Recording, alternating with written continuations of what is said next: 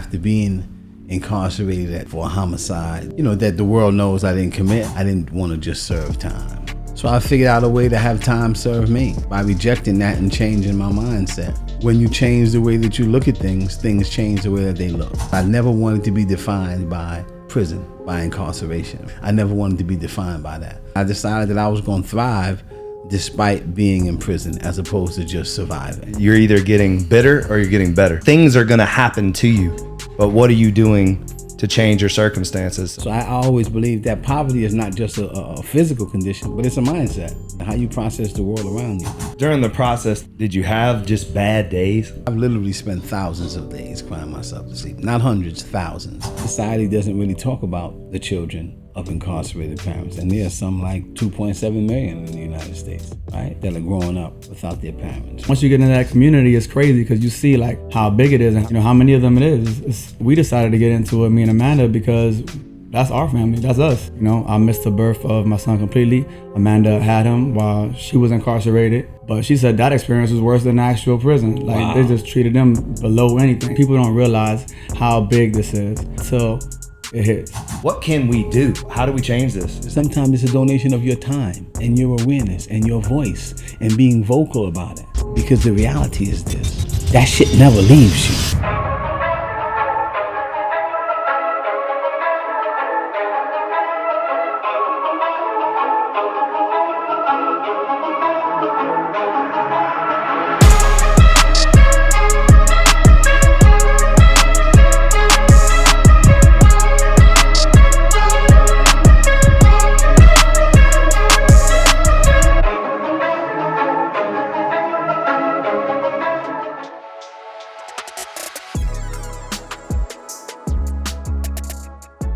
Did y'all meet through 300 Letters?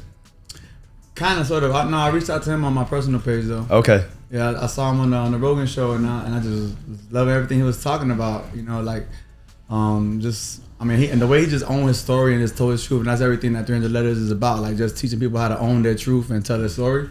And I was like, man, let me just hit this dude up and let me see if I can send him a shirt or something. And he actually wrote back. I didn't think he was gonna write back, but yeah, in less than 2 weeks, he hit me back. And he actually said he was going to be in Miami, so we met in person, and we just hit it off ever since. So yeah. When I read your story, and then I quickly watched the Rogan episode, and I just immediately thought of what Legend's trying to accomplish, and so I was like, bro, you got to be in on this. It's just too close to home. So yeah. I feel like you both are on a path of trying to help and trying to make a difference. So I just wanted to put y'all in a room together again. Absolutely. And I mean, I'm just humbled to be in the room with you. I mean, seriously, like the first thing I said, I was like, man, I hope I don't start bawling crying. Cause like the first sentence of reading that you were locked up as long as you were as an innocent man, like it just, for me, it hurts your heart. Like as just a person that loves people, so just hearing that. So I would just love to hear a little bit more about your story but seriously honored and just humbled that you decided to do this with us. Cause absolutely, we're small potatoes considered to Joe Rogan, but it's just a blessing. So thank you. Thank you. And also too, just know that we're here to help. Like I would love to be a part of your movement and try to do something for, to make a difference. So thank you so much. Yes, sir. And as Legend said, when we met via Instagram, it was instant. It was instant mesh, and we hit it off right away because he was doing some of the things that I had been doing while I was inside. Working with children of incarcerated parents, working with families that are impacted by mass incarceration, and just trying to nurture that bond between the children and the parents that are inside. So that's been a passion of mine for years. So, it was an easy match between him and I to meet each other. And then when he invited me and told me about you, I says, I'm all in. It doesn't matter the size. It matters the quality and how meaningful what you're doing is. Yes, sir. That really matters. And that's what I'm about. I'm more about impact than just the aesthetics. You know what I mean? Mm-hmm. That's what's important to me. After being incarcerated at 23 years old, sentenced to 37 and a half to life, for a homicide that that the world knows I didn't commit, and also by a prosecutor who, had a history of being, engaged in a misconduct, what they call prosecutorial misconduct. Several of the convictions that he was involved in have been overturned. And crying out for years and saying, look at this guy's background, look at his background, look at the facts of the case, look at the attorney, look at the situation, and not being heard for so long, or not being felt like I was being heard, but continuing to pound the pavement. I remember what really kept me going. I remember one time I was in Green Haven Correctional Facility, which is a maximum security prison in New York State. And I was coming back from the law library, and an older guy that had been down a while had just got his conviction overturned.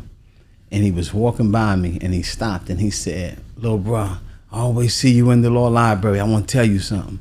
He said, "Keep doing what you're doing. Persistence overcomes resistance." And that always rang in my head over the years. This was in 1997, he told me this. And over the years, I just kept that. And I just kept pounding the pavement,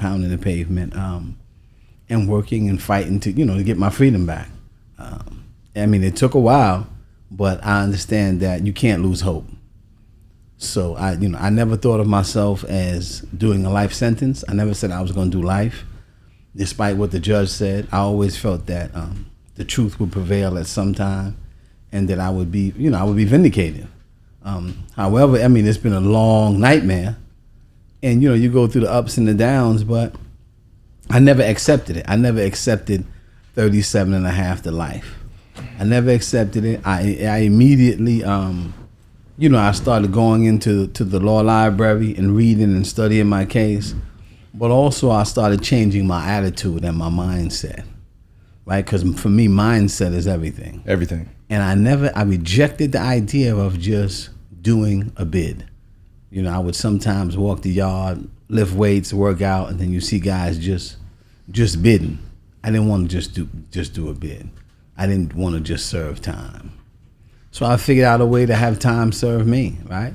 By rejecting that and changing my mindset. Because I firmly believe, and you'll hear me say this often, is when you change the way that you look at things, things change the way that they look.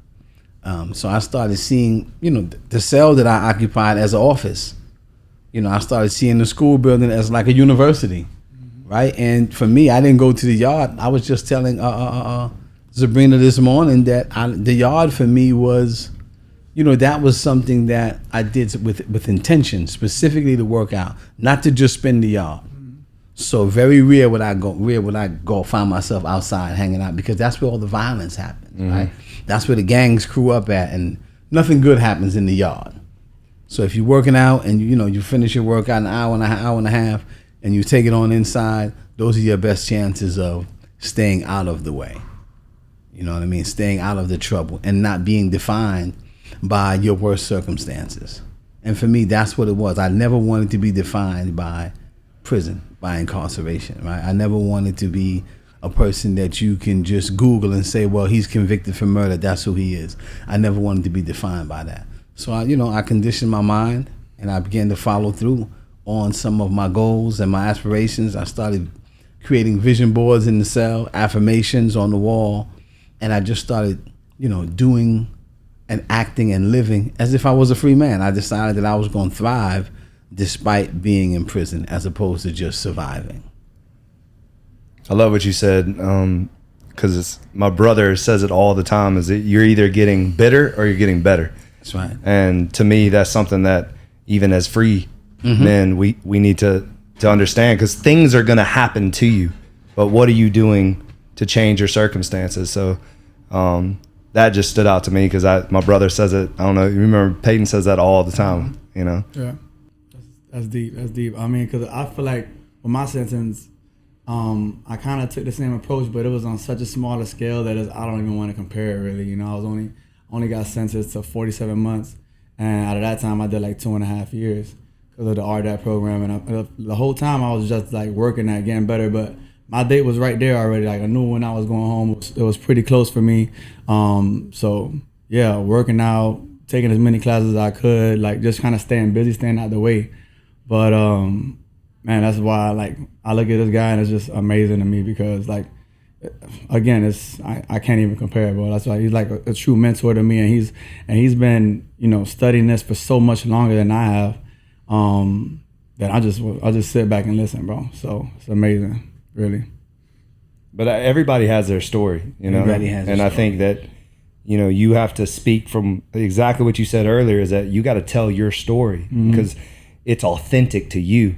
And there's someone out there that's going to be able to relate to your story. And it's very hard to relate to Bruce's story. But I think the one thing that is relatable is just the choice. The thing you said, it's a choice. It's a decision. You know, our decisions determine our outcome.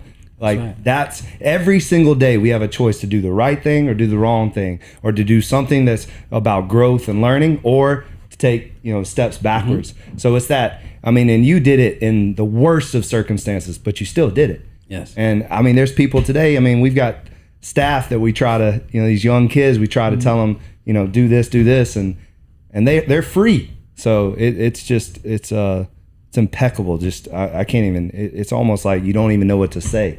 But that's why I say mindset is so important, because even if they're free, even if a person is free, how they process and view the world, it makes a difference. You know, like you said, things are going to happen, but you have control over your response to those things, and how you navigate those challenges, right? How you navigate the terrain of life. You have a choice to sit back and really make a conscious decision and to live with intentions. Right? I live with intentions. Every step, every move that I make is with intentions, because at some point, when you begin to visualize your life in a particular way, you're gonna it's gonna manifest. I used to read this book called The Power of the Subconscious Mind. That, along with Dale Carnegie, How to Win Friends and Influence People, right? But The Power of the Subconscious Mind would always talk about what you put inside your mind before you go to bed. Whatever questions you may have, you'll find the answers, right? Sometimes 3 o'clock in the morning, 4 o'clock in the morning, your subconscious just takes over and you receive the answers. So that worked for me in school, right? Then I started doing it throughout life, right? And it started working for me. And I would literally visualize myself walking out of prison, right? Visualize myself, you know, being in the room with good people like I'm in here now. I would literally sit back in the cell and envision myself walking out, because I would read certain things at night. Sometimes I would reread family letters that I've had for months or years, read them. And then I would read my book, and I would just let that be the last thing that I pour into my mind, and ask, you know, just ask the universe, how can I figure it out? Help me figure it out.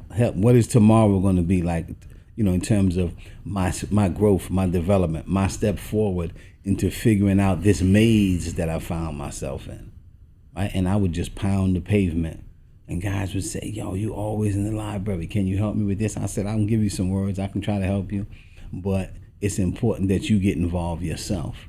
And it ain't just about, you know, the law. It's about changing your mindset. Mindset is everything. It's everything, because once you, as within, so external, right? What's internal is external. So what you put inside is going to come through, and it's going to manifest itself. So you really, really have to focus, man. You got to have that keen vision and affirmations and, you know, words, and just what it is that you want to be and see in life. It's so important to see ourselves as being more than our circumstances. A lot of times, even in society, people that are living in marginalized communities, they've never envisioned themselves outside of that. So I always believe that poverty is not just a physical condition, but it's a mindset, right? It's a mindset, how you internalize it, how you process the world around you. Do you feel like this is a space that you're supposed to occupy? Or do you want to see yourself transcend that space? And if you do, you know, there are sacrifices that you have to make in order to transcend it. There are choices that you got to make. Every day you got to make a series of good choices in order to transcend your circumstances. It's interesting. That's something that I do in all the gyms. I don't know if you notice all the words, but people constantly tell me, like, thank you, you know, because they'll be in the middle of the workout and then they'll look up and they'll say, you know, discipline, or they'll look up and they'll say consistency compounds over time, or, you know, fatigue makes cowards of us all. Like, it's reminding them of their why, like why they're doing it, why they're putting themselves through that, because it makes you better. So all these affirmations are on purpose. when I read your story too, No Days Off falls right in line with exactly who you are. You are the epitome of what No Days Off was about. So a lot of people think that No Days Off is like, the grind and never not working out and stuff, but No Days Off is never taking a day off on yourself. And it's a commitment to becoming your best self. That's it's every single day. It's not who I am, it's who I'm becoming. And you literally are that. And it's just great to see somebody in your position taking that stand and then being an example to everybody else. So yeah, you internalize. These are not mere words; these are principles that we live by, right? That's why those words are so important. There's no other gym that has that like that. And what people don't realize is even physical conditioning. It's a mindset. It's a mindset. A healthy man has 1,000 wishes. An unhealthy man has one. Right? He has one. And that is to get healthy, right? Right. But a healthy guy, he has 1,000 wishes. So, in a sense, you're mentally free when you're physically healthy, right? As your mind works better too. When you're physical, it's all connected. It's all connected. They say like if you ever want to like have like a good study session, go for a 10-minute walk or get a little workout in before you start to study. It creates that. It just opens you up. So. So true. That's a part of my therapy. I tell Legend every weekend in New York, I make it my business to wake up early in the morning to either go running in the park by myself or just to go walk and sit in nature for a couple hours to process, to think, to take in the air. Because what you put in is what you're gonna get out, and that's a part of my therapy. Coming from a volatile environment that was always hostile. Always tremendous amount of noise. Sometimes I look back and I wonder how I was able to write 10, 20-page college papers when, you got one guy blasting Little Baby, another guy might be blasting Tupac, another guy blasting reggaeton. Like everybody's competing on who can play the loudest music, especially in Sing Sing. Yeah. Everybody's blasting their radio and you're coming from, from college and you're not separate from these guys. You're in the midst of the jungle. They don't put you in a separate block and say, all right, this is a college block. That's not how it works. Yeah. You won't go to college. You got to deal with the noise and the madness and everything else. In the midst of that, you have to walk in your power. And it takes a lot to do that. When I reflect back, I say, how was I able to graduate, right? When you come back from school, 9 o'clock at night, guys are blasting their radio and you got to sit back. You got to try to put in some earbuds and read and write. It's difficult, but it can be done with keen focus, right? When you understand that you have a purpose and you understand your why you're doing what you're doing, because you want to be better and not bitter.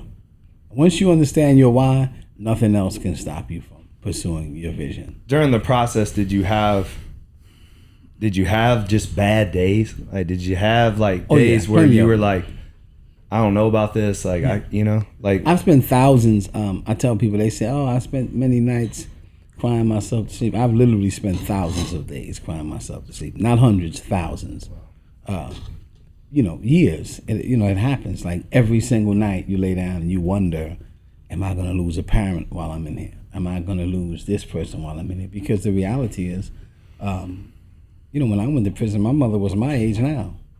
She's in her 80s. Now, when I went to prison, my mother was the age that I am now. She's about 53, 54. I'm 54 now. My mother was around that age when I went in.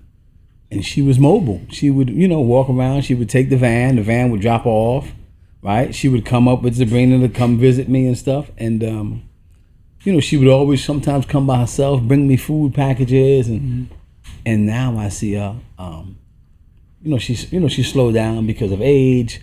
And then I have to be there for her, right? So you see all of this happening while you're in prison. You're watching, little kids grow up in the visiting room.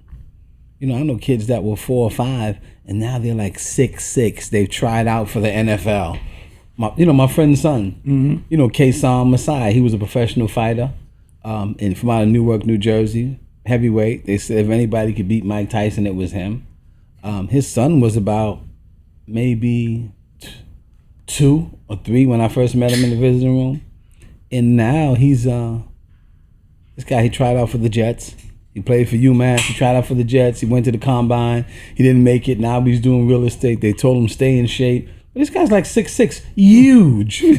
I'm talking about these guys. This kid is huge. Yeah. And you think about like, you watched him grow up in the visiting room. Is that what got you into wanting to help the families? Like seeing that? Absolutely. Like witnessing it? Absolutely. Watching young people, particularly one particular incident where a young person wanted to stay with their father and not leave with their mother. And they were old enough to kind of understand that, jail and prison is a bad place. But, that didn't even cross his mind. He just wanted to be with his dad. Right. Whatever his dad was telling him or being, he needed that male figure. He needed that masculinity. He needed his presence. And several times he would break down on the visiting floor. I want to stay with daddy. And for me, it was like, wow. I remember, feeling that way when I was going to school with my mother. So imagine how a kid feels when the father's not coming home. Right. And these guys got life bits. These guys got 30, 40, 50 years. And their kids are coming up faithfully for years saying, I want you to come home. When you coming home, Dad? Right? You think you're going to be home for my birthday this year? Different things like that. And you wonder what happens to these young people. Society doesn't really talk about the children of incarcerated parents. And there's some like 2.7 million in the United States, right? That are growing up without their parents, right? You got tons of celebrities whose parents have been incarcerated their entire life. We got 300,000 in Florida alone. Yeah, CJ Stroud, the quarterback for the Texans. Right. He's crying out now for his father, who has 38 years for a robbery. Wow. And we're trying to get, I have some people trying to get involved in that. Dorian Finney-Smith, that plays for the Brooklyn Nets.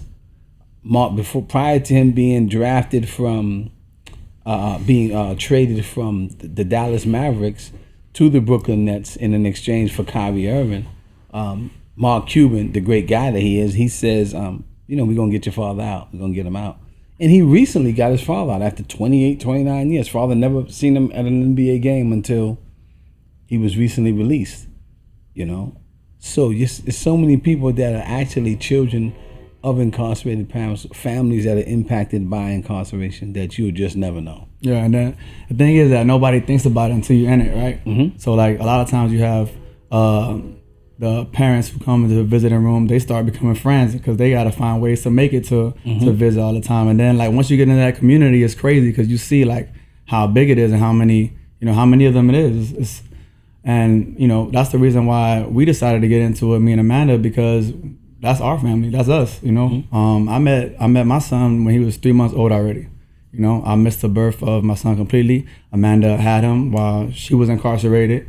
And she was completely adamant about doing something about it because the way her experience played out was she was incarcerated and she got to go to the halfway house to have the baby. But she said that experience was worse than actual prison. Like They just treated them below anything, So imagine they got 6 women in one room, all the babies are crying. Like when one baby cries, all the babies cry, you know what I mean? And you got the COs where these are not even real COs. These are just dudes who they hired, popping in random times of the night, just being sketchy, treating them, a bunch of women like lower than anything. So she was not gonna let it go, and she kept telling me for years when we came home, we have to do something. They we had have to. Men COs in those incidents. Oh yeah, that seems wrong too. It is wrong, and so many levels. And there's only one place in Florida, I think, where they have. This is like a special halfway house where they could go in and take care of the kid for like the first 3 months, and then after 3 months, my mom had to come pick up my son, and then she had to go back and finish the rest of the prison time that she had. So that's when I got to meet him. But man, you talking, you just reminded me of stuff, and I'm over here like kind of reliving it. And it was we're the families that got messed up. So I knew that we just had to do something about this because there's no support when you come home for this type of stuff. There's nobody looking out to help you. In fact, they being like the system that is set up makes it harder for everything.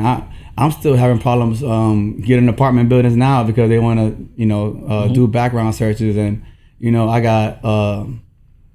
I got so many other things going on to worry about if I could move into this house. I'm already going to pay $5,000 a rent or something like that here in Miami. So it's just crazy to think that they have all these barriers that are set up to make it even harder for the person that is already getting paid less than the average person will be getting paid. And these are families. These are human beings, man. And across the country, the females are, sexual assaults at an all-time high in the Bureau of Prisons. Females are assaulted by correction officers on a daily basis, right? I know a friend of mine who's a judge, and her daughter's incarcerated, and her daughter would not leave the housing. She would leave the housing area she was in a maximum security prison because she was afraid of one particular officer who had a reputation, right? And so she would leave the dorm every day. And the judge has sat down and told me we didn't want to complain because we're afraid for her life right now, right? And it wasn't until recently that a young lady was on the phone and he walked by, and he said to her, the officer said to a young lady on the phone, he says, "You look like you want to get fucked tonight." And the family on the other end heard him and reported it to Albany, and they have the recording that they got rid of him. This is a recent occurrence. That's what it takes. That's what it takes. And this guy has been doing this for years. For years, right? And women that are incarcerated, they tell you the visiting rooms are empty. A lot of men are not going to visit the women. They're treated as pregnancy. They just recently had a law passed on the shackle during pregnancy. Oh yeah, that just passed. Yeah. Oftentimes they would have them shackled. And you got 80% of them being mothers. Yeah. 80% of the women behind bars being mothers. 80%? 80%. 75% of fathers are incarcerated. So 75% of the men there are fathers. So parental incarceration is a lot bigger than what people think about it. Absolutely. Yeah, absolutely. The majority. Yeah, and the biggest line I've heard was actually when I went to go to Bruce's birthday party in New York, and was it Dan Slepian? Dan Slepian. Yes. And I talked to him, and he's very passionate about his work. Letters from Sing Sing, right? And I'm asking him, like, what draws you to this guy? I know obviously why I'm here. I know why Bruce is here. But like, what draws you towards this cause? And he told me, if I was one of the first journalists about the Holocaust, I would have to tell that story, and I would have to let everyone know. That's the way I feel about this, because people don't realize how big this is. But he compared mass incarceration and parental incarceration to the Holocaust. So that's how serious it is, that it's something that's being slept on, that the people don't know about it until it hits. Yeah. And Kanye talked about that with the Planned Parenthood too. Yeah. Of like they're, being very specific where they put Planned Parenthoods in lower income neighborhoods. And so I mean, one thing that I would like, I mean, what can we do? Like, because now, you hear y'all's story and there's tons of other stories, like, but how do we change this? I think first is talking about it, right? It begins with educating the masses about this massive problem. Dan Slepian, that he mentioned, is one of the first guys to sit down with me while I was in prison and say, I have to find a way to help you and tell your story. And he would tell me this over and over again. Dan is like committed to this. He's helped about 5 guys get out of prison. So I mean, just being committed, helping organizations like 300 Letters, getting involved, right? Sometimes it's not a donation. Sometimes it's a donation of your time and your awareness and your voice and being vocal about it. Because the reality is this: that shit never leaves you. Them 2-3 years he did, that shit don't never leave him. Them 29 years I did, that shit never leaves me. It'll take a conversation like this that'll bring me right back there. And to understand and to relive the challenges that I had to live. Right? That shit is taught. I was in all maximum security prisons in New York State. From the ones on the edge of Canada, where my mother had to travel 9 hours. They had to leave in New York State, you leave the night before to go visit your loved one in the morning, right? And then when you get there, you gotta wait for a count to clear for them to come down, right? And they treat your family like shit. And then you're drinking water that's the color of this couch, right? Where half the penitentiary got H. pylori because the water that they've been drinking in all these prisons have been exposed to animal feces, right? And then you getting the worst food that you can think of in prisons. And what people don't realize is food matters. What you put into your body, it literally impacts how you think and how you live your day, right? How you live your life day in and day out. The clarity that you may receive. Poor food, poor diet is everything. So you get a poor diet and then you get a bunch of volatile and violent guys that are using drugs or selling drugs. It's a level of hopelessness that exists inside these prisons, right? And if once you give a guy no hope, you give a guy an LWOP, life without parole, which is a very common sentence now in New York State. Once a guy gets an LWOP, it's almost like, what is he living for? And that's how most of these men live their lives, right? They come from, poor environments to begin with. So they were hopeless in society. So going to prison was not that far from living in the projects in Far Rockaway or the South Bronx or something like that, right? So there's a level of hopelessness, and no one ever sees these people. They've been invisible when they were in society. They're invisible now because they're behind prison bars, and it's difficult. And you got some solid men and women behind bars that are talented, that are smart, that can change the world, right? That they just need an opportunity, right? Because they're better than the worst thing they've ever done. They're better than the poor decisions that they've ever made, right? And that decision doesn't define who they are, right? They can rise above that and become better, right? So many of us have. So many, if you look across the country and you look at the formerly incarcerated people like Legend, look at the work that he's doing. Look at the lives that are impacted by the work that you're doing and Amanda's doing. When they sentenced you, they didn't think about that. In fact, they didn't give a fuck if you ever made it out there or not. That's to do what you're doing. Yeah, 100%. You see? Right? Yeah. So, it was like they removed the humanity from you. So you were dehumanized and placed in the situation where you were completely overlooked. But no one knew you would come out and be an extraordinary young man that you are now. Right? They don't think about that. And I mean, Amanda, that was her first time ever getting in trouble ever. And she was pregnant. Well, no, she didn't know she was pregnant at the time, though. But I mean, it's incredible, what they're willing to do or what they're willing to throw away for, to do it for it's for numbers, right? All right, you do this for me, I do this for you. The lawyers will literally make deals with each other. All right, hey, just give them this much time, and then we'll have something next time, and they don't care about the person. It's just a number on the paper. Just a number a lot on of the times. paper. And if you invest in people, you'll see so much of a difference, right? That money you spent in incarcerating people, if you invested in them getting an education or being exposed to the arts or something other than, because everyone's not going to go to college, right? You expose them to some other interest that they may have. It makes a difference, right? It makes a difference investing in people. And, that's what we can all do, is to invest in people as opposed to investing in, incarcerating or throwing them away, and try to see the good even in the midst of what someone has done that was bad, right? Because if we don't protect the humanity of what society deems to be outcasts, then it chips away at our own humanity. Because the reality is, we the one thing we do share is we all essentially want the same things in life: health, a healthy family. We all want to be safe. I don't want to come home to a community that's a shootout every day, right? So I'm a part of public safety because I want the same thing. We all want the same things, right? So, Yeah.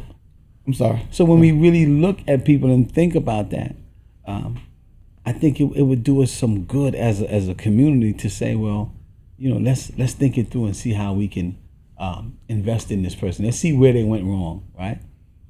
Because people are they don't just wake up one day and say, well, I'm going to rob a store. Poverty is the mother of crime, and poverty is violence. Poverty is violence, man. And you wake up and you don't know where your next meal is coming from. You don't know how you're going to sleep, and you're consuming nothing but sugar and junk. Then your attitude and your mindset and your response to the world is going to be junk, because the world essentially threw you away. And we can't afford to throw each other away, because we all are part of the human experience, right? And we've all done some things that, that we're probably not proud of, right? We've all done something in our past. Yeah, I mean, a lot of the crimes that people are locked up for come from a sense of survival. People doing things for what they feel like they had to do. That was my situation. I started selling drugs at 15. For what reason? I was playing ball. 14. I got tired of my mom being broke. I got tired of not having lunch money for school. So yeah, I started selling weed. And what happens over time? Just things get bigger and bigger, and you think you have a handle on things, they get out of hand, and here we go. Jail sentence. And it's the same story for a lot of people. My mom was a single mom, raising 3 kids. I don't know how she did it. We moved every year, not because we like to, because we got evicted out of this house. She managed to get into this place. This place is cheaper. Oh, we just made it to not Section 8, but to HUD housing. Okay, now that's based off your income. Okay, maybe we could stay here for a little while. That's what it was for me. I've been all over around Miami. I know so many people. I don't brought so many people to this gym because I know so many people from different neighborhoods. They talked to me about my high school. I went to Miami High. I went to Coral Gables. And then they said, where you graduated from? And I just remembered that I graduated from a secondary school because it's just so much fighting from, and just being in the midst of stuff, always in survival mode, always in defense, and that's where a lot of this stuff stems from. My younger brother, he didn't have to have none of those problems. I made sure he didn't have none of those problems. He actually got to chase his dreams and football and go live abroad and go do it, whatever he wanted to do. And that's what I'm gonna have for my kids. Like, they're gonna have that, And that's why I say, this is easy. Waking up 4 a.m, coming over here, training people and fulfilling their lives, and this is easy. I get the chance to do this. This is nothing. So, man, I don't know. It's just that's one thing that incarceration did teach me, was a gratitude for life. Just being able to do the things that I do, because I remember it was a time when I was just praying to feel rain on my skin, So, bro, we got so much to look forward in, and I feel like the narrative is finally changing now because of the problem actually coming to where it is right now. Now it's not only affecting the people that they targeted, it's starting to pour over into other areas. So it's not only, those people are over there, that's sad and unfortunate what happened to them, but that won't affect us. This is actually starting to affect everyone. Absolutely. So now that's why you start hearing more about all of these programs and the funding that's coming for these programs and stuff like that. I think when we started 300 Letters was the first time we started hearing about, a lot of incarceration organizations getting the support they need, And I'm just happy to be an impact on that, because we started talking about it from a family perspective. And about how caregivers are affected, and the kids. And my mom, she had to take care of an extra kid at that time, and she was already 50. So and didn't have the finances for it, by the way. So now people are starting to look at the bigger picture and how they could help. And so now I'm just happy to be a part of that. And now people are starting to talk about that as well. Now people are talking about how the family is involved and how we can help the family and stuff. So it's a huge problem, and I always try to see where I could fit in, because this is obviously something that's been going on for a long time. Bruce is working on the law side of stuff and getting people back home. I just feel like I'm in the area where I could help people on their way back.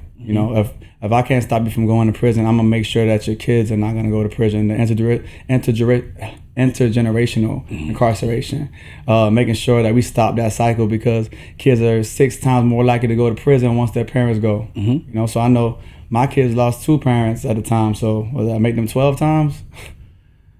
Man, my kid ain't gonna be no statistic. And I always said I wasn't gonna be a statistic, and here I was. I just remember I always said this wasn't gonna be me. And that's what happens though when you in that type of lifestyle, that behavior. You never think it's gonna be you. I don't think anybody really does something knowing what the end result is gonna be. That you're gonna end up. You always think that you're slicker than the next person, right? And before you know it, a number on the board. But the good thing about it is that you've been able to turn your pain into purpose. right? Your little brother was able to chase his dreams because you provided him with what? Stability, what you didn't have.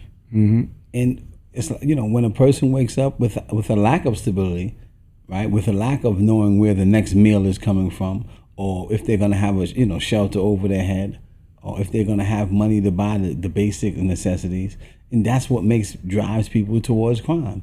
And we call them crime generative factors that exist in poor communities, right? These factors exist, and crime is not an individual thing, right? Society plays a role in that, right? It's a social dynamic to crime. No one's born with a criminal gene, right? Your social conditions contribute oftentimes to the choices that people make. 100%. Right? Because people lack options. I met some young guys in Far Rockaway, which is a really poor neighborhood that we work out of in Queens. And these guys have never been many of them never been on a plane. They've never left Queens, right? So when you start talking about choices, you got to provide a person with options. And they have to be able to see that there's something more that they can do with their lives besides the housing projects in which they live in, or the gang, or the Bloods, or the Crips, or the Gangster Disciples, or the Folks, or whatever gang that they claim. They got to be able to see beyond that so that they can see themselves, right? 100%. I'm laughing because the first plane I got on was 21. So I ain't know nothing more than Miami the first 21 years of my life. And I was blown away when you said the first time you came to New York was to my party. Last year. Your kids had all that clothes. They was happy for the cold. They loved it. Yeah. And I was honored to have you there, man. Yep. That meant a lot to me. But you're making a difference. You're making a difference with 300 letters. You're making a difference in lives by telling your story and sharing your story. It allows someone else to see themselves and say, I can do that too. Right? You're not just, you're not just a gym instructor. You're a motivator. You're an inspiration. And oftentimes we don't see that, right? Oftentimes we spend, one of the things I was thinking about the other day was how we spend such a little bit of time eulogizing someone when they die, right? So we try to put 50, 60 years of life into 45 minutes, right? Because we don't celebrate each other while we're here. We got to celebrate each other. We got to celebrate you, man, for what you're doing. Right? And everything I'm doing is due to this man right here because when I met him, he didn't ask anything about none of that stuff. He just said, he's like, I like your effort. You want a job here? I said, yeah. And he said, all right, here's your schedule. I'll see you soon. Sure, the schedule was 7 days a week, but shit. I said, you want to test me? Let's go. I just came from working out 4 or 5 hours a day for no reason. That's right. This is nothing. So hard work and effort, and just and following this man's mentorship has got me to this point. And the community that he built, they the ones that embraced my idea when I told them about 300 letters. That's the only reason that is here. 2 years of fundraising through them essentially, and through him. Doing classes and whatever it may be, and different launches of different products, just trying to build hype and build awareness and make people care. And nobody would have cared if they didn't care about Legend first, and that was just built through the platform that he gave me. So, and that's right. That's why you got to be celebrated, right? We got to celebrate each other now while we live, and we can't wait till a guy's sick or a guy passes away to say, "Oh, this guy was a great guy. We just want to talk about you. We got 3 minutes apiece to talk about you." No, we celebrate you now, give you your flowers so that you can appreciate the fragrance of the rose. Right? You can't appreciate it when you're in the grave or when you're in that casket. That's true. You got to be able to appreciate that fragrance. So we celebrate men like you that open doors for guys like us, right?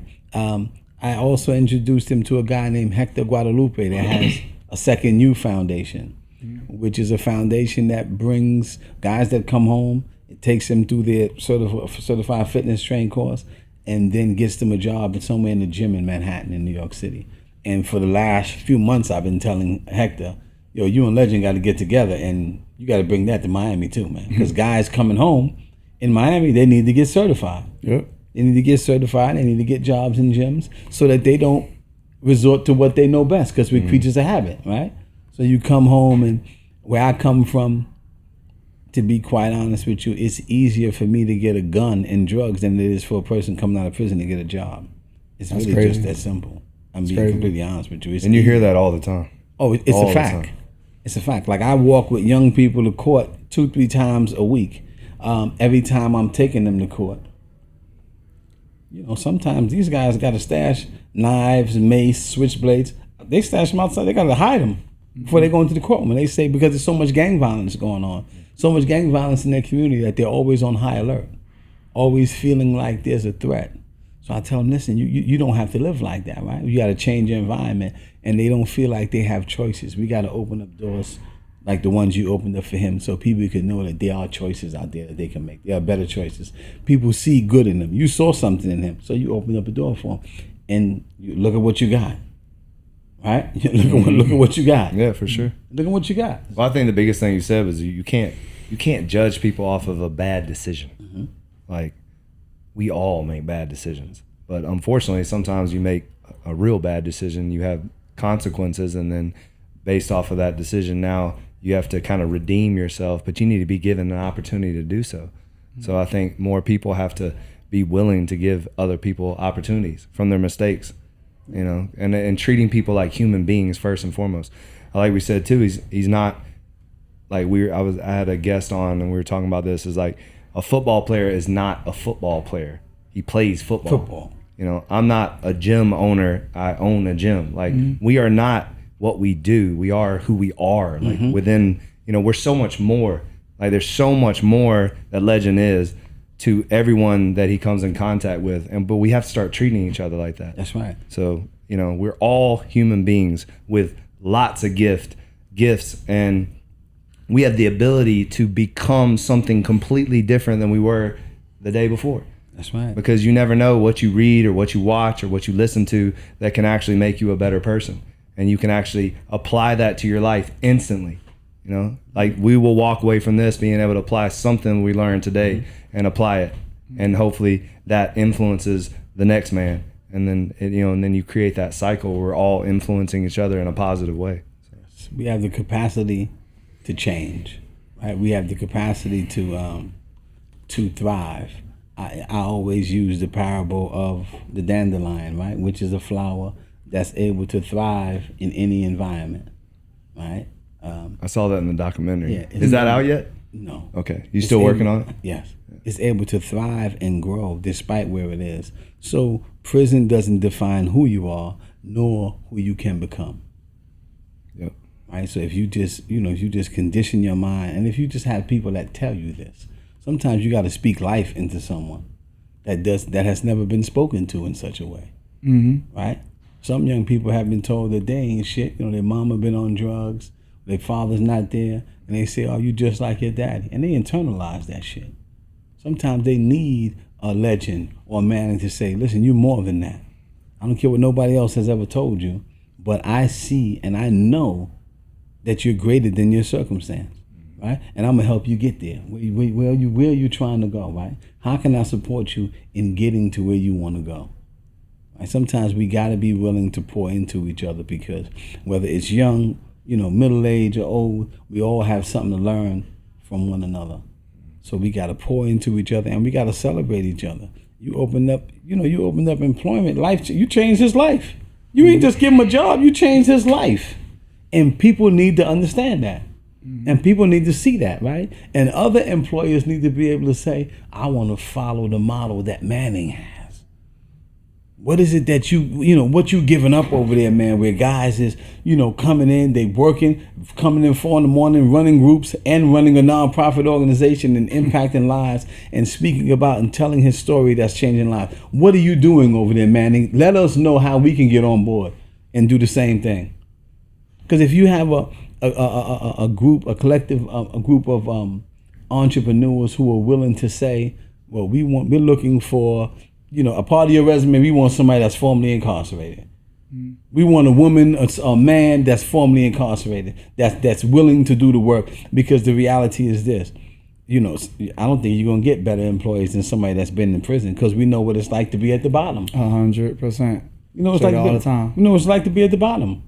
Right? It's like you said, you've been working out in the yard. I worked out in the snow this high. Yeah, for free. Lifting what they call pig iron. We lifting pig iron in snow this high in Clinton down tomorrow. Right? where racism is at an all-time high. You got the Aryan Brotherhoods over here in Clinton. They got their court. Their court is the only court that's painted white. Every other weight court, we call them courts, right? Where everybody has like a weight shack, right? And you have your dumbbells inside a big bucket. So you may have the Aryans over there. You may have the MS-13s over there. You may have the blacks in the middle from all the boroughs with the Bloods and the Crips, and they got their weight shacks, right? So it's all divided. In a lot, and it's and people forget that, like, when you go to prison, you kind of remember or realize how this stuff is still real. Yeah, very real. They ask you, that's like one of the first questions they ask you when you go there. All right, so where you from?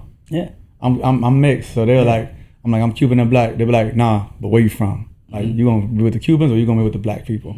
I did my best way to be mediated. Yeah, but the Cubans is the one who came to me and was like, here you go your pajamas, here you go, whatever, some food for a week till you get straight, Yeah. That's crazy though. That still goes on. Yeah, you come out of these really hostile and violent environments where, not for nothing. Unfortunately, I watched several guys lose their life, right, in prison. Guys I talk to every day, and then 2 days later you don't see him anymore. What happened? Well, he got stabbed up last night in the yard. Just like that. Or such and such just had he was sitting in the cell, man. He be eating that junk food forever because commissary is providing you with the worst food, and the mess hall. So he ain't really had much support. So he just been eating ramen noodles and eating sodium. He caught a heart attack last night. Right? And not to mention the stress that's added on to you being incarcerated. Tremendous amount of stress. Did you identify the food situation early on, like in terms of yourself? Yes. What did you do to kind of counteract it? I was fortunate enough to have family support on the outside to send me food, and I would manage it to make it last. Because in New York State at the time, you were allowed to get 35 pounds of canned goods from home every month. So I would make that last, right? And I would tell people, bring me things like almonds, bring me, peanuts, filling, stuff that's filling and that I thought was healthy. Bring me some kale. And so, what do you want kale? Yeah, just bring me some milk because it weighs very little. So I can get a lot of it. I just have to eat it every day. So I would try to get the lightest stuff. Plus, you learn from older guys that's been down 30, 40 years. And you say, how did you last? Right? Well, I didn't last by eating the mess hall food. I didn't last by eating all the junk. So you learned from some of the OGs in there. Yeah, you learn quickly. One of the first things that I was told when I went to prison was get a medical dictionary. And I said, for what? They said, because you got to be your own doctor. I said, God damn. I said, you serious? Yeah, because you're going to have to be your own doctor. You're going to have to diagnose yourself when you're feeling a certain way. Because the medical department is the worst, right? So you need to be able to figure out, when I got these stomach aches and I'm throwing up or whatever the case might be, what is it? Right? Why did I develop allergies in prison? What am I allergic to? What do I need to stop eating? What do I need to tell the doctor whenever I go? Do I need a copy of my Chemistry 20? I still remember the name of it. It's crazy. Chemistry 20, which is a list of all your test results, your cholesterol, everything, all the numbers. So I would get copies of that every year because a guy told me one time in Clinton, I never forget it, in 2005, he said, these people know you better than you know yourself. I said, what the hell? Why would you say that? I said, I'm around a bunch of, COs and dudes in the penitentiary. I don't know from nowhere. How they know me better than I know myself? He said, the prison knows what's going on inside your body and you don't even know. He says, from now on, when you go to the doctor, every time you get your physical every year, tell them to give you a copy of it. You're entitled to it. They're going to charge you 25 cents a page. I said, this motherfucker's right. I said, he's right. And I starting from 2005, every year I would get a copy of my Chemistry 20, my blood work, right? My urine work to find out what my body was like, what was going on inside me. Because guys get prostate cancer all the time, thyroid cancer, because now they're mixing the food with this really poor soy. So guys get sick all the time. You see a guy, he just starts. Did they ever try to give you drugs? They try to give you generic medication. Yeah. That potentially makes you worse. Because you hear stories about like experiments on prison. That's true, right? That's very true. Yeah. There's a book called Medical Apartheid that talks about that whole thing. But I had a massive ear infection, and how I found out was I would go like this. One day I was really, really dizzy, right? I was on my way to the mess hall, and I've gotten so dizzy, it seemed like the jail was just spinning around me. And I went and I laid down. My ear really wasn't hurting at the time. I was just very dizzy. But what I did do was I would stick my finger in my ear and I would smell it. And I said, this didn't smell right. And I had a massive ear infection. They were giving me Cipro. Now, if you know what Cipro is the stuff they was giving people after 9/11. It's one of the highest antibiotics that you can get. The same day, they had to ship me to a different prison, to an ENT. They took me from Greenhaven and took me to Fishkill to see the ENT emergency because my ear infection was so massive. And I remember a week before that, a lady stuck a big silver thing in my ear and poured water in it to clear it out. What she didn't do was she never cleaned it. Oh, God. So I got a massive ear infection. And Cipro, Cipro is like a really strong antibiotic. So that means my ear infection was so massive that they didn't want me leaving the cell. They actually literally took me to another prison just for the testing. And I was like, man, I got to take my medical stuff seriously, especially when you got to go to these clinics and these nurses and doctors, they see you in a certain way. Mm-hmm. You know, it's just a prisoner. Let's get them out of here. Give them some generic pills and, Tylenol for anything. Generic Tylenol for every and anything. Mm-hmm. So, I had to study my medical dictionary. I had to begin learning more about myself and what I wanted to do physically. How I shouldn't be drinking that water. Now I got to try to figure out a way to drink something else. Or at least at a minimum, boil the water before I drank it. You came out looking good, though. Thank you. You look great. Thank you. Thank you. When I first met you, I was like, man, he looks young. So you did something right in there. Yeah. Dips and pull-ups. Yeah. Dips and pull-ups. And you worked out every single day? 5 days a week. Yeah. Yeah. 5 days a week. I went to church on Sunday. Saturday, I went to a little organizational meeting with some old timers would just talk to us about what was going on in the prison and how we can, be a part of helping some of the young guys. Because I went into the time when the gangs were just beginning, right? The Bloods were just beginning.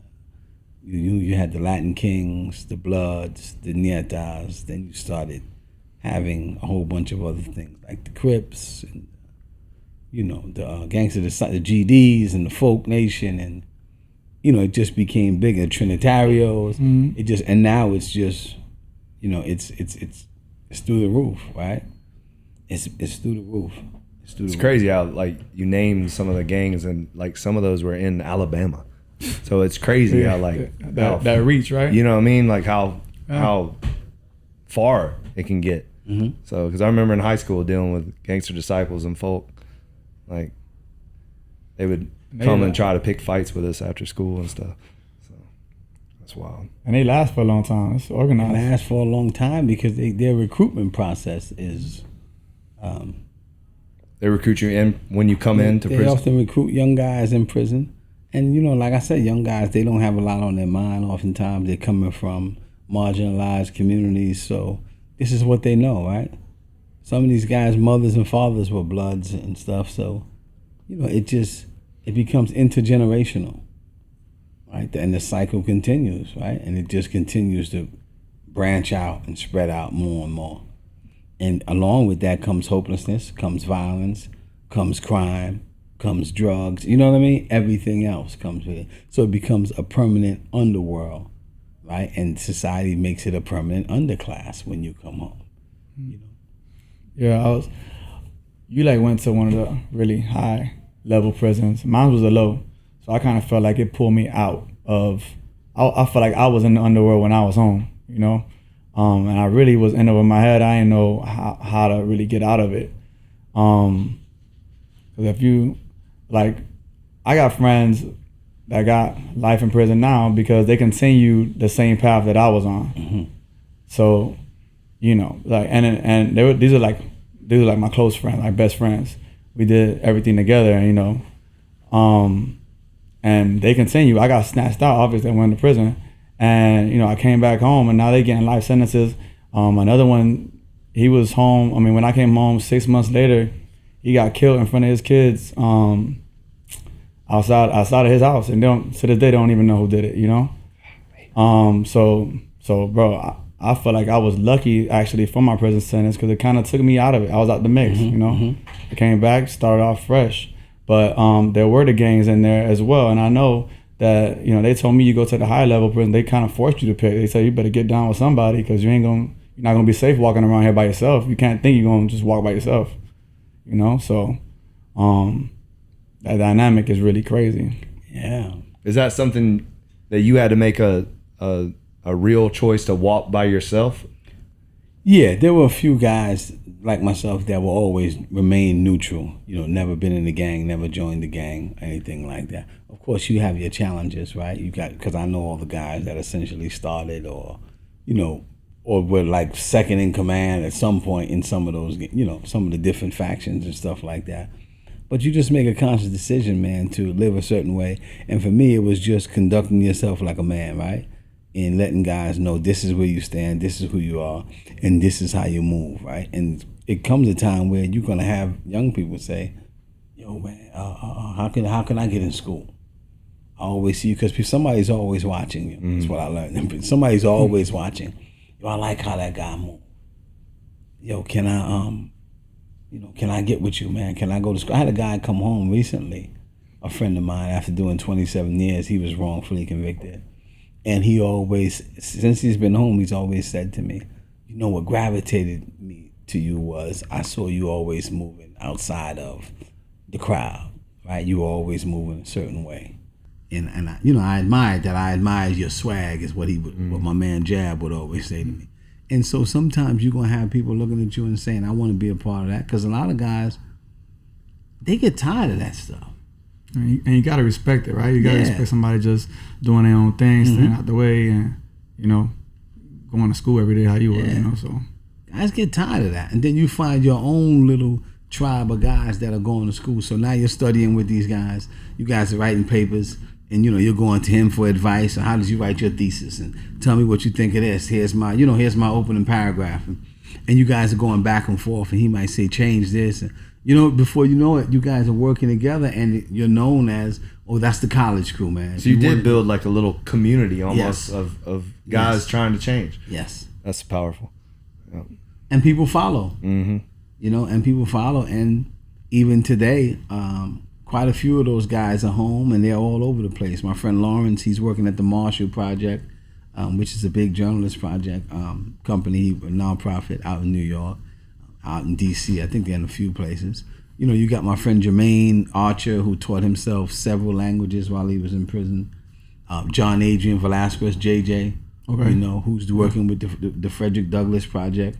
What they do is they go inside of prisons and they find wrongfully convicted people, and they take 8 students. This is at Georgetown School of Law School. They take 8 of their students, and they actually make a short film, right? Replicating what they believe is the crime and how this person got wrongfully convicted. And they were able to free 8 people with this, right? Wow. That's amazing. Yeah, and this is founded by a guy named Mark Howard, who committed his life to helping his friend Marty Tancliffe get out of prison. Because Marty was sentenced to 50 years for killing his mother and father, and he always said he was innocent when he was 17. And it took him maybe 18, 19 years. And Mark Howard grew up with him, went to law school, became a lawyer, and literally helped Marty Tancliffe get out. Wow. And now they're at the Georgetown, Prison and Justice Project together, and they're hiring former guys like JJ work with them, and they help other people get out of prison. Right? And this guy's like, he's global because he goes to see people in Ohio on death row and everything. So, it's just you got a few guys that have become involved in this because somebody they love were impacted by it. So it's proximity, right? The closer you are to the problem, the more you're like, hold on, man, this has to change. This has to be different. This can be better. I gotta help, And it's how Dan became so committed, right? It's how Mark Howard became so committed because proximity to mass incarceration, proximity to the problem, usually allows you to have some insight or into how you can help solve it or how you can have an impact. since prison is such a business, right? Do you feel like is it possible to change the prison system, or is it something you have to kind of like navigate? You see what I'm saying? Yes. Like, because unfortunately the people that are setting up these prisons, I mean, it's an obvious money maker. Oh, it's a money maker. Like massive money maker. And that's a good question. I think the first thing you have to do is you have to remove private money from private prisons, right? The privatization of prisons. That's the worst thing that could have happened. That's the worst thing that could have happened. I mean, there's actually a documentary called Kids for Cash. Wow. Pennsylvania, 3-4 judges, they worked out a deal with the guys that own the private prisons, and their job was to keep the prisons at 80% capacity full, right? And so that they can get a kickback. These judges got millions of dollars for sending juveniles in, and what happened was one young kid, he was about 15 or 16 years old, he was a wrestling champ in high school, and when he was arrested and locked up for a minor infraction, he killed himself. And his mother was blown away, and she was like, I don't understand why he was even in an institution for such a minor thing. And thus started the investigation, right? Because the mother's, her cry, her proximity, her closeness to the proximity. So her cry for it revealed that these 3 judges were getting huge kickback. You talk about tens of millions. It's called Kids for Cash. If you ever get a chance, it's something worth watching. There's another documentary that I thought you were talking about, and where I thought of that question is there's a documentary on the amount of money that these private prisons are making and how it was set up on purpose. Like a school to prison pipeline type of thing, right? Yeah. So once you start removing the money out of these institutions, you're talking about America spends like $80 billion a year on prisons. Rikers Island right now, to keep one person on Rikers, because of the way that it is, the complexities of Rikers Island right now, you can't imagine how much it costs to keep one person on Rikers for a year. You're talking over $400,000 right now today. One person, which can send several of us to Harvard University. Right? You're talking about well over 400. That doesn't even make any sense. It makes absolutely no sense. It makes absolutely no sense. And then the cheap labor. In Auburn, Auburn's the first maximum security prison in New York State. They make license plates, right? For some 15, 20 cents an hour, slave labor. Right. So I think the first step is you have to address the 13th Amendment, which says that you can be enslaved if you're convicted of a felon, right? If you're convicted of a crime, you can be enslaved. So once you address the 13th Amendment and you say, okay, you can't enslave people no more. You got to start giving people, if you're going to incarcerate people, you got to pay them a fair wage, not 15 cents, 16 cents an hour, right? So once you start addressing going after the money, because it's a money maker, the prison industrial complex, so much cheap labor. Guys were making, in Green Haven where I was at, they make upholstery. The guys would make this couch for 15 cents an hour. Yeah, the one that pops up in my head is Victoria's Secret. I know they have the women make the bras. Have the women make the bras. And then they send it back to the women. Really? Yeah. I didn't know that. Yeah. There's so many private companies that are involved in prison labor. It'll blow your mind. Mm-hmm. Right? And I think that's the first thing you got to do is identify the companies that benefit off of this, and then stop putting our money in their pockets. Mm-hmm. Yeah, that prison labor, it has to end. Right? And you have to address that 13th Amendment.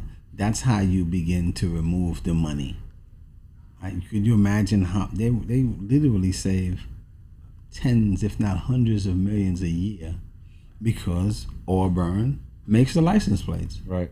If they had to hire the average person on the outside to make these license plates daily, working in a factory, you got to pay them minimum wage as opposed to paying a guy in Auburn 15 cents. Right? During the pandemic, Governor Cuomo at the time, he got on TV and he says, listen, we got New York State hand sanitizer. The prisoners were making it. He was selling he had to come back, he had to retract because he wasn't allowed to sell it. Prisoners in a prison called Comstock, Great Meadows, they made the hand sanitizer for the whole New York State. Literally, you're talking about for 20 cents an hour, and he was on TV, Governor Cuomo.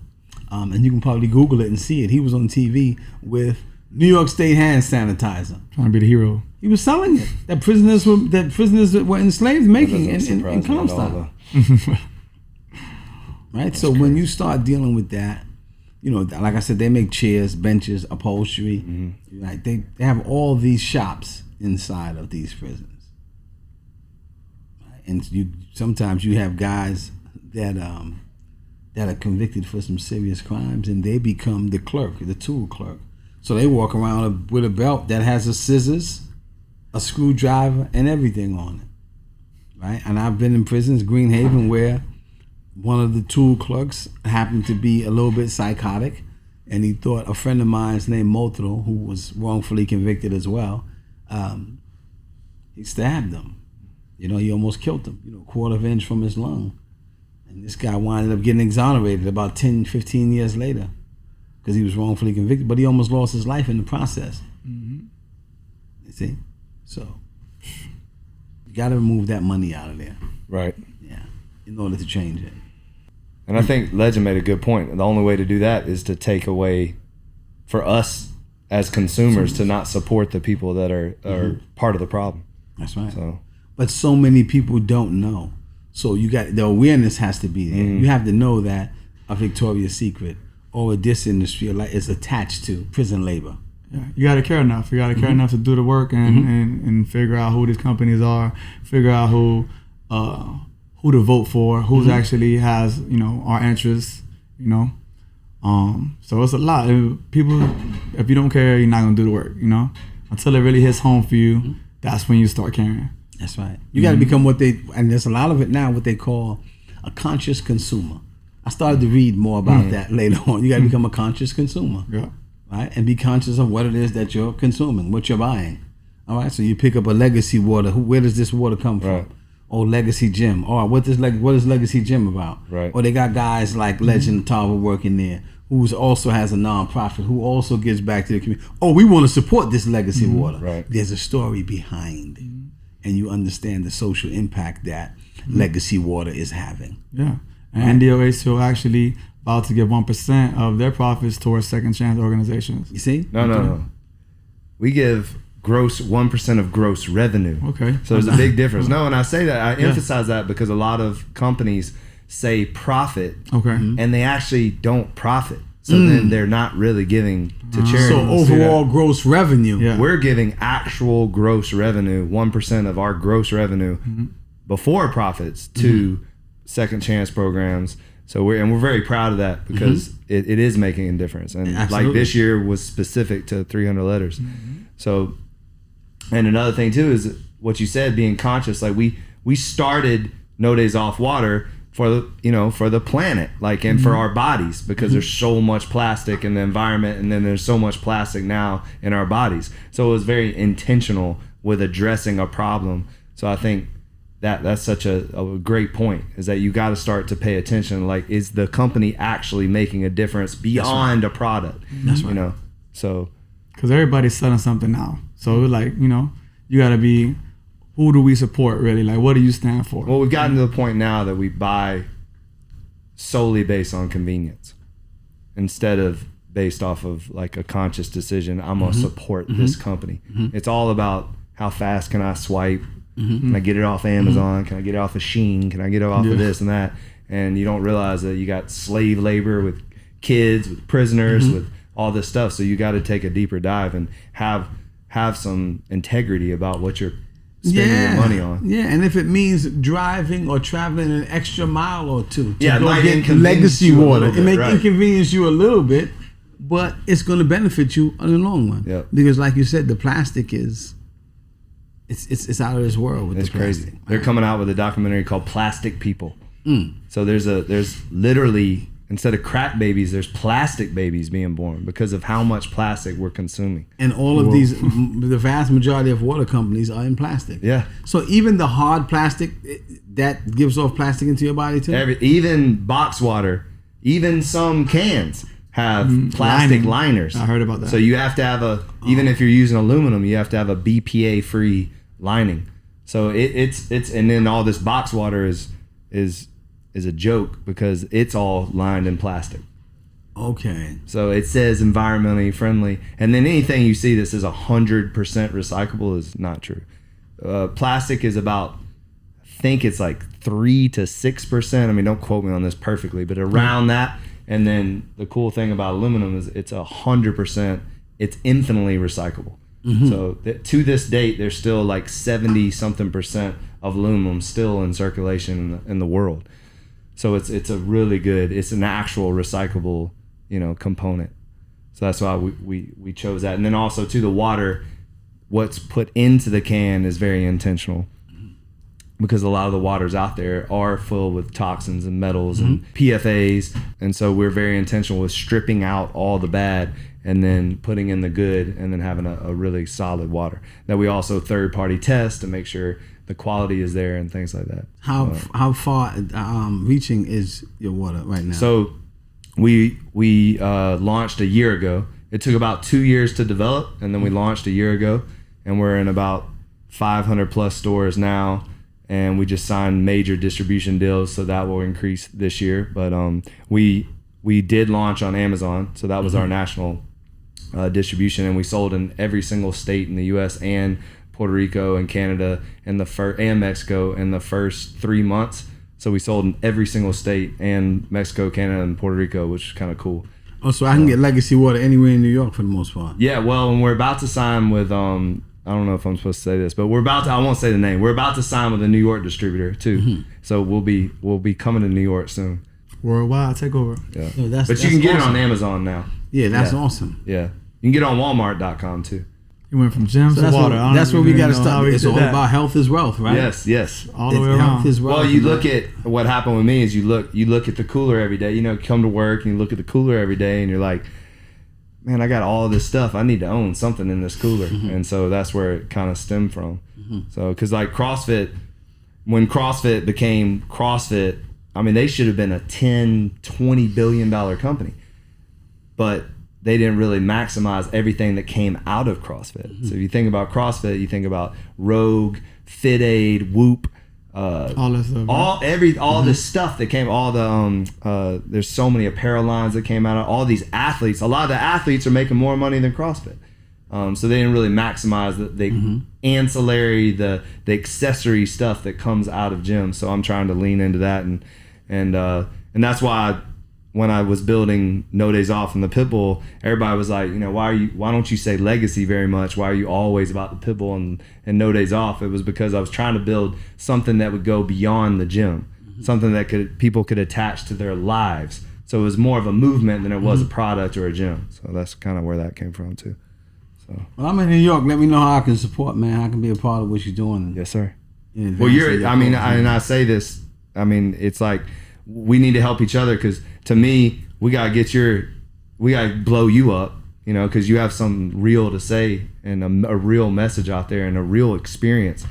And then it's straight No Days Off. Like it's literally everything you say is about No Days Off. So yeah, I would love to help you. So absolutely, yeah, help each other. You work with a liquor, right, too?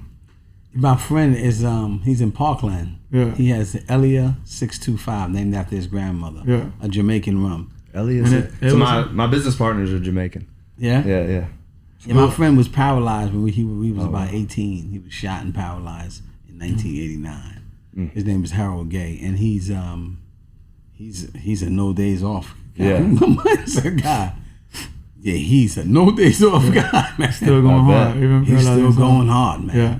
Like where I'm at now with everything, it's all about this. It's all about relationships and me meeting people that are smarter than me, that have a different story, and then us just vibing off of that. So, and then telling my story too.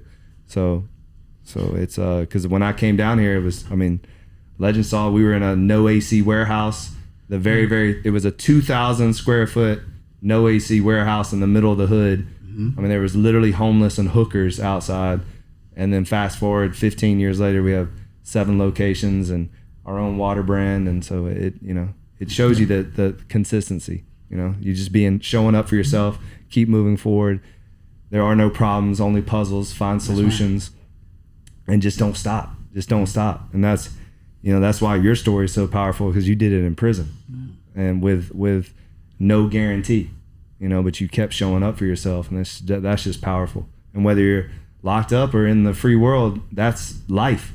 That's right. You got to show up for yourself no matter what. If God gave you breath and gave you life, then better make the most of it, because you only get one chance. That's right. That's it. And so that's why I just I can, it's like we can't relate to what you went through, but we can relate to the commitment. That's right. To the mindset. Right. Because it's the mindset. It's the, regardless of your circumstances, you kept showing up for yourself. And if everybody can live that way, then that's the way you're supposed to live. That's right. Can't live based off circumstances and emotions. Yeah. No, what I love too is that like the group that he was in there, where everybody came home and just immediately got into it, like, and we could have easily decided to, just put that behind us, and Lord knows we want to, right? But we immediately decided to take action and surround ourselves with people that are also taking action, and that is compounding as well. You know what I mean? Like this right here is not a mistake. The fact that us three are linking together on this type of conversation, and the amount of resources that we can all help each other out with is, could move mountains. And so, to be quite honest with you, this shit is personal to me. You're right, and it should be. It's personal to me because, it's like you said, that proximity. That's right. It's personal to me because of what they've done to not only me, but to countless people across the country, right? That are just being overlooked, being wrongfully convicted, or even rightfully convicted, that still deserve an opportunity to rise above their circumstances and be something. And I've seen too much gifted and talented young people in prison to just not tell the world about what it is that they're missing out on, because I got friends back there, man. Now, you're not saying that there will be an injustice in itself. That's right. You got some good guys in there that have done some bad things, but they're not the same. I mean, a guy gets convicted and goes to prison at 19, and he spends 20 years in there. At 39, he doesn't even know who that 19-year-old is. Right. Right? But yet you're saying that he should spend the rest of his life in there. And I have a problem with that. And I think those guys that don't have a voice, when I walked out, I promised them that I would be a voice for them and that I would tell people about them. And I'm committed to doing just that, man. Because, it's like that when one of us rise, we all rise, right? So it's like you said, the three of us sitting in here, when one of us rise, we all rise. And it's just about lifting people as we climb. And that's what you're doing, and that's what you're doing. And that's what I hope to continue to do as well, right? It's lifting as we climb. And that's the motto. Right. And knowing that you're not alone, And knowing that you're not alone. So, because as you said, you could have went about your business and said, I want a different life. I don't want to deal with that. You could have said, man, I don't want no ex-cons working in here. I don't want nobody with that stigma attached to them. But you saw a person. You didn't see a label. Yep. Right? And you saw the potential. Right? You could have said, man, I don't need you here. I just want all professional. But you didn't. You opened up the door and you gave them a chance. So it was real personal for me. My brother was locked up. So I used to drive 3 hours every single Sunday was my church for 13 months was visitation. And it was like, it wasn't like in the movies, where you sit down, there's a big glass and you get a phone. No, the hole was about that big that you spoke through. And then there was an index card size window that was like, had the, wow. You know what I'm talking about? And then to your point, there was 30 something other families in there. And everyone's screaming through this hole. So you're literally screaming. That's your only visitation, and you're screaming through the hole. And we did that for 13 months. And my brother's the most amazing man, I know. And to look and say that his life should be over just because he went to prison is crazy to me. So the way we treat felons, and that's why I love Legends, just his whole philosophy behind it is you're not your past mistakes. You're not. You can overcome it. You can become something just because you are labeled this. The label is what kills me. The way we label people. Well, I got a new label for a felon though, as formerly entrapped leaders overpowering negativity. Ooh, I like that. So they never gonna stop calling you that. But we could rebrand it. So you can rebrand it. There it is. Yeah. You can rebrand it, and it's there's so many good guys, man. Like I was just on the phone a few days ago with a guy named Keith Lamar. This guy's been on death row for over 30 years. He's been in solitary confinement for 30 years. What? for a prison riot. It's called the Lucasville riot. It happened in Ohio in maybe 1993. 11 people died. They said he was responsible for 5 of them. They've done documentaries on him. People from the prison said this guy was in the yard. He couldn't have done it. He's innocent. He's about 6'4", but he's the humblest and the wisest guy, and probably one of the strongest people I know. He still wakes up, does his push-ups, and all this other stuff. He's done a jazz album from death row. No way. Yeah, he's done a jazz album from death row. How do you even do that? Yeah, they're doing concerts for him across the world. Wow. To get him off of death row. Because so many people believe in him and believe in his story, right? But to withstand 23-hour lock-in, he actually teaches he has a book club in Manhattan at a school where he reads with students like every week. Is Josh Dubin helping with that? No. Peter Stern is involved with him now. I introduced Peter Stern to him, but he has Albert Marquez, who is a pianist. I actually went to D.C. and we for the French embassy held the concert there for him while he was on death row. They did a concert there, and I got to speak to Dr. King's son about the death penalty and how it impacts. It serves no one any good. Right? And number one, it's not a crime deterrent.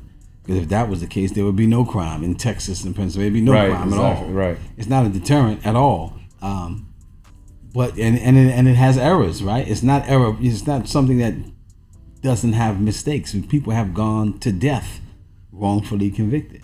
So why would you have that still in place? And this is one guy that I actually found him in the newspaper while I was in prison, and I read the story and said, if I ever get out, I'm gonna help this guy really, really hard. And so I met Mark Howard one day, and at a lunch, I didn't know who Mark was. I was with my lawyer, Josh Dubin, and Mark Howard was with Marty Tancliffe. Marty Tancliffe I knew from being convicted for allegedly killing his parents, who he was exonerated for, right? And Mark Howard helped him get out. And I mentioned Keith Lamar, and Mark Howard said, I'm going to visit that guy tomorrow. That's a friend of mine. And I said, give him my number. And, he and I speak all the time. But every time I speak to him, I break down, because you're listening to this human soul on death row that's still, he's unbroken.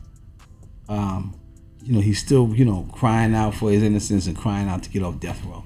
He was sentenced to die last November 16th, and he got a reprieve for 3 or 4 years. And the more I was learning about him and getting to know him, the more I started learning about the Ohio prison system. It might be one of the worst in the country for juveniles and everything. A lot of people talk about Texas and Oklahoma, but Ohio is right up there with them, if not worse. All right, so this is something it's across the country, man. And there are good people in bad places. And so I've taken this thing personal, and it's part of my life's mission to lift as I climb, to do what I can to help those and to share their stories and to give them a voice, right? So society can, can know who they are. Well, I appreciate you. I appreciate you just taking the time to do this. So thank you.